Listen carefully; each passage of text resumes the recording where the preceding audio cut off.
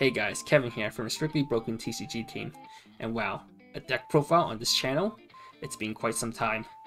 Well, with Slime Volume 2 coming to English this Friday on October the 8th, I decided to showcase to you guys one of my decks for the upcoming Slime Volume 2 set.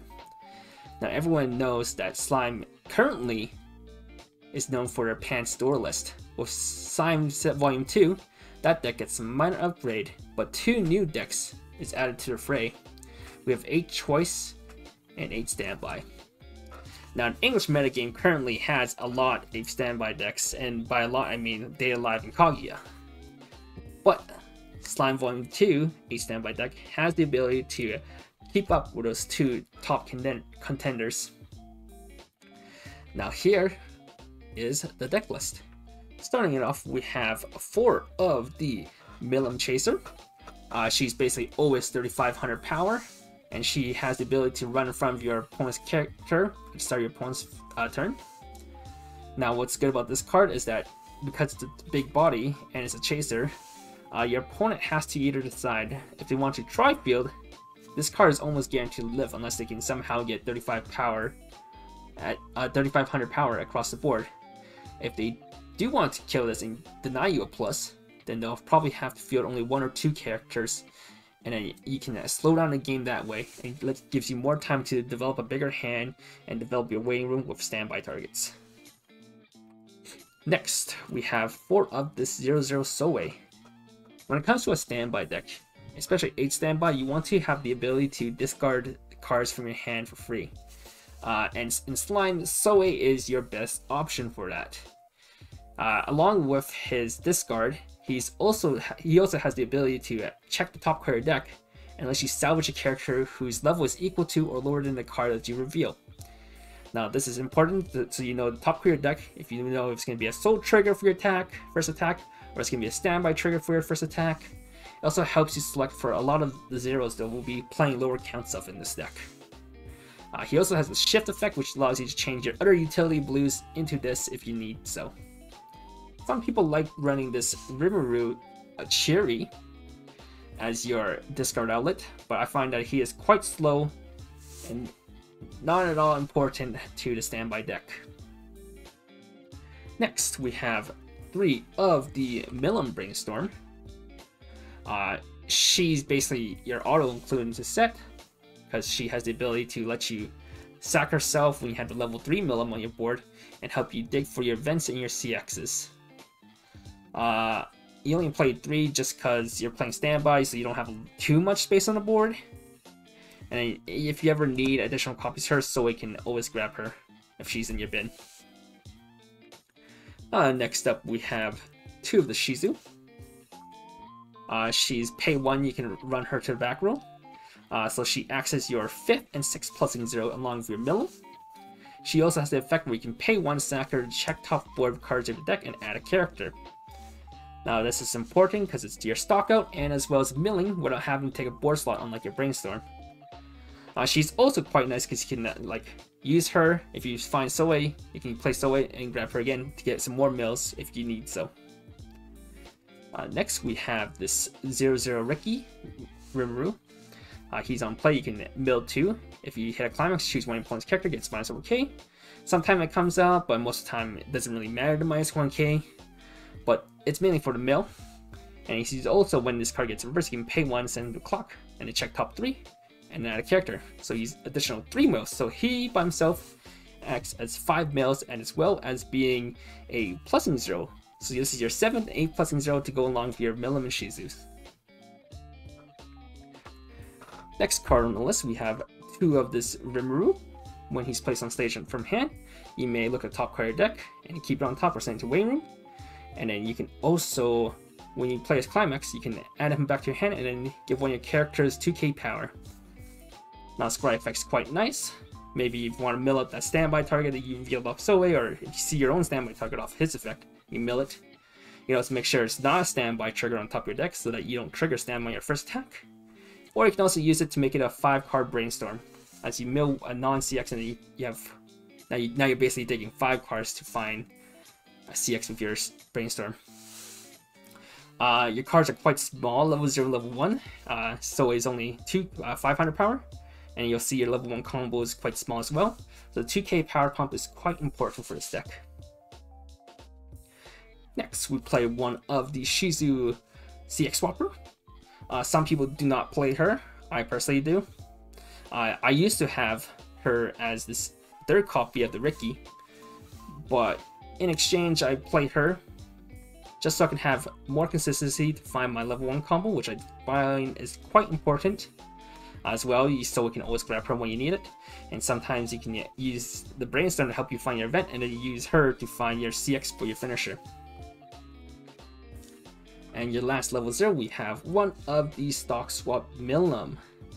She's also a bomb, which sometimes comes up, but mainly if your opponent plays a stock building deck, stock compression deck quite early, you use this to disrupt their plan.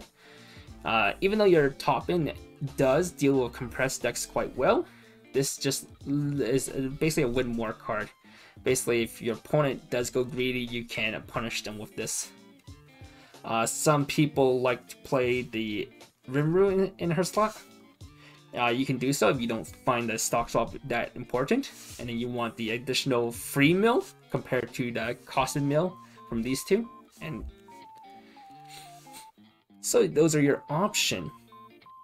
Now let's clean up this a little bit. Next, we have 4 of this Rimuru Climax combo. He cannot side, which is quite important actually, because that is something I wish he could do. But also with the Climax combo, he can twin drive for free, so you don't have to pay one for the twin drive. So you gain 1 stock, and you have additional triggers to hit your standby triggers, which helps you build your board at level 2. Also, a lot of your top end is quite stock heavy, so that additional stock is quite important for the game plan. Next, we have this 2/2 Geld. Now, originally in Japanese, when he was first revealed, he was quite scoffed at by our community, but turned out he is quite one of the best cards in the set. He is 9/5, you have 2 more back rows. 8/5, you only have 1 back row. But he's also a field counter, so whenever other character is front attacked, you can sack him from your field to give that character 4k power. This makes him strong in the front row as a 9/5 body, as well as strong in the back row as a field counter. He's also a field counter on the front row, so he has multiple utilities to help you win 1 or 2 lane. That's quite important. So that's yours. He's a field efficient card, being both good front and both good back. Now we have, for this level 2, we play 2 Benimaru Memory Kick counter. So it's a 3k counter, which gives your character a mandatory memory kick. While some people might find that this Geld counter is more important because you can loop him when you use the counter, I use the Benimaru counter mainly because it's 3k, so it's 500 bigger than all the other counters in the set. As well as sometimes the memory kick does become important. Stuff like Slime 8 choice that you'll see later. Well, you can turn off their finisher with just one of this, as well as Adventure Time, you can turn off one of their burn 2s with their choice finisher. So it's quite important, 3k backup, and the potential use case of the memory kick. And then we have another Benimaru card. We play 4 of this Benimaru. He is 10/5 power, level 1500, which means he does not give himself the 1500 power. And on reverse cross turn, he can pay 2 to burn 1. So just like Geld, he is quite important for the standby deck. He is good in the front row because he's 10/5 body with a burn, and good in the back row because he's global 1/5. As well as in the front row, he's also still global 1/5. Which means he's good in the front, good in the back, just like Geld. Some people actually like playing 3 copies of Benimaru. Play 1 copy of this Shuna. Shuna is a 2k assist, and as well as you can on-play salvage character and then tap her to check top 2 cards of your deck and rearrange them. While it is a decent option, I don't think it's good enough to cut one of the Benimarus. I feel like having 4 just increases your consistency of getting multiple of him on the board. Next, we have 4 of this Millen finisher. So when you direct attack, she's on play, heal. She's always gains 2k somehow, so it should be 11. I think you have 2 more other characters, and then she gains 2k, so it should be 11k.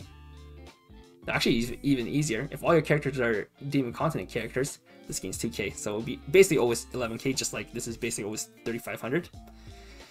On play heal, and in Climax combo, if you direct attack, you can pay 2 to burn 2. Or if you reverse your opponent's character, you can pay 2 to play this event. Assuming you have to be level 3 to play this event, though. We'll go over the event later.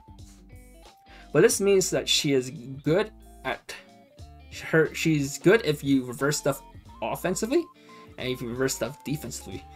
If you reverse stuff defensively, that means you get empty lanes, and empty lanes means you get a free burn 2. If you do not get empty lanes, then you can reverse your opponent's character because she's quite big herself, and then you can use the event for free.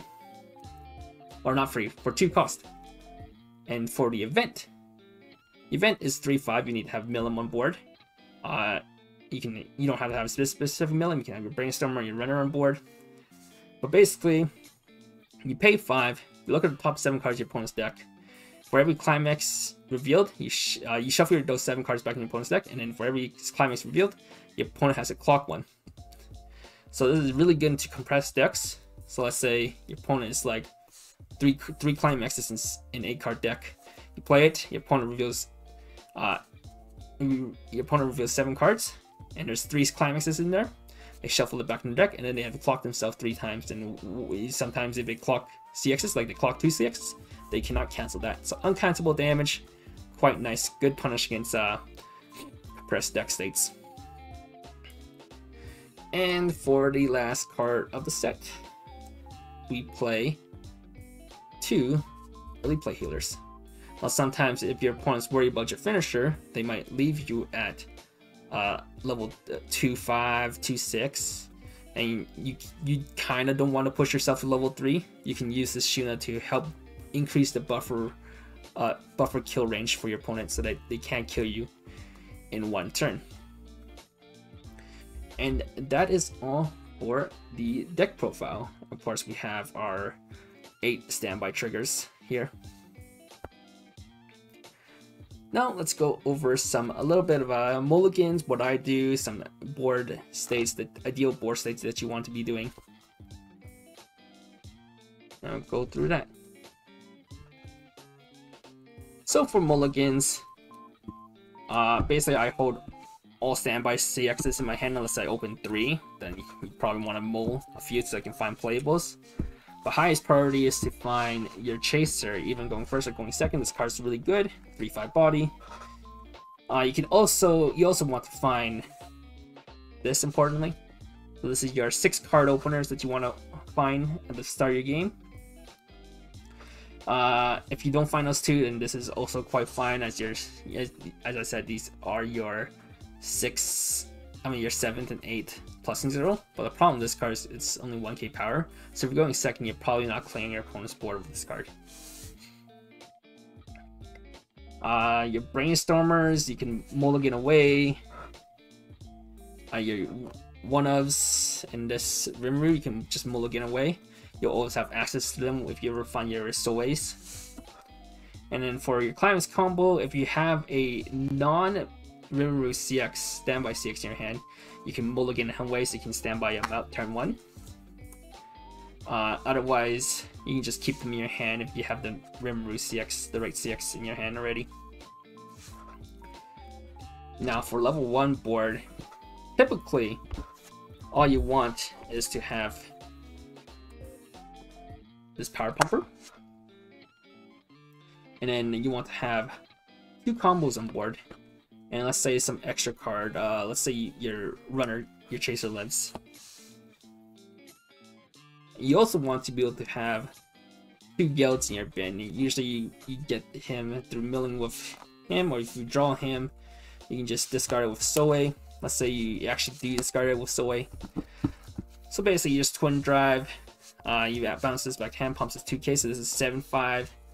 This one's 5-5, so sometimes you can't kill stuff like the Goblin Slayers, which can be quite annoying. You summon him, you top check with one of these two cards. So you know this is clean, so this will you won't have to hit a standby on first trigger. And then you try to twin drive, and hopefully you do hit a standby on those two attacks, so you can play another guild on top there in your front row. So your board typically looks like 2 combos and then 2 guilds, which is quite powerful. You'll have like 5 stock, so that mean if you want to save one of the Rimmaroos, you can sack him, pay 3 encore, bring him back, you save one of the Rimmaroos, and then you kill your opponent's lane. So that means you can push damage next turn, because you have 1 direct and then you have 2 soul bodies. Sometimes you have 3 soul because they can't clear this 2/2. For your level 3 board, you typically want to have like guild in the front, and then a Benimaru. This way is that you want to be able to have your finisher to have 1 direct and 1 reverse, so you can use the event. So typically what you want to do is you want to, when your opponent is trying to crash their whole board, let's say you have another guild in the front row and you have another Benimaru in the back row, your opponent is trying to crash into your board so they don't give you a reverse to use your event for a cheap cost. What you can do is sack one of your guilds, pump him, do not encore the guild, and in this way your opponent can't crash your board, and then you can encore, you can get a direct attack on the Benimaru lane and then get a reverse on the lane of the guild that you sack away. That way your next turn can look something like, let's say, like so. Then you can get a reverse, and a direct, and play the event. And that's typically your finishing turn. Now, what makes this standby deck quite strong compared to Day Alive and Kaguya? Now, as I said, your level 1 combo helps you push into a stronger field faster than your opponent, and your standby targets are highly field efficient, meaning they're good in the front and good in the back. That means you have a more proactive, more stronger board starting at level 2 and early level 1 compared to your opponent. Then you're hoping to use that to snowball your advantage and hopefully out resource your opponent, your opposing DAO players and Kaguya player. Now, if you like the video, please like and subscribe to our YouTube channel. If you want to buy these cards when they come out in English, if you haven't already, you can pre-order the playset until the Friday the 8th, and then we'll have singles at noon PST on Friday the 8th. If you want to know my choice deck and my Panster deck, leave a comment down below. I'll probably get to it if I have time over this week. Otherwise, I'll go over it over the next few weeks while the set's still in testing for some people. But since the set's basically the same cards, the same card pool as the Japanese side, it probably won't change too much, but we'll see. Alright, thanks for watching, guys.